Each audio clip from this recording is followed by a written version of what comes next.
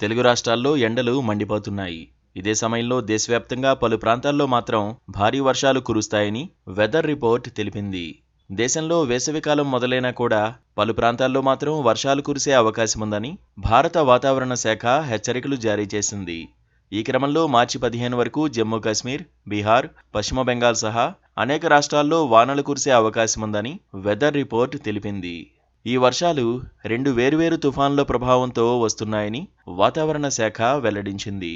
జమ్మూ కాశ్మీర్ నుంచి బీహార్ వరకు, పశ్చిమ బెంగాల్, కేరళ, తమిళనాడు వంటి ప్రాంతాల్లో కూడా భారీ వర్షాలు ఉంటాయని వెదర్ రిపోర్ట్ తెలిపింది. ఈ వర్షాల కారణంగా 2 ప్రధాన తుఫాన్లు కూడా వచ్చే ఛాన్స్ ఉందని ప్రకటించింది. వీటి ప్రభావం దేశంలోని ఉత్తర, తూర్పు, దక్షిణ ప్రాంతాల్లో కూడా ఉంటుందని సూచనలు జారీ చేసింది.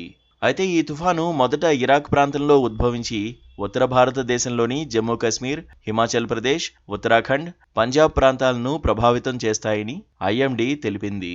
ఈ తుఫాను ఉరుములతో కూడిన భారీ వర్షాలతో వస్తుందని, దీంతో ఢిల్లీ ఎన్సీఆర్ ప్రాంతవాసులు కూడా అప్రమత్తంగా ఉండాలని వాతావరణ శాఖ వెల్లడించింది.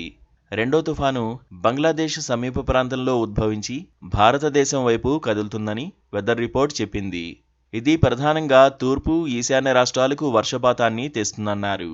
ఈ తుఫాను కూడా 5 రోజుల పాటు భారీ వర్షాలకు కారణమవుతుందని ఐఎండీ వెల్లడించింది.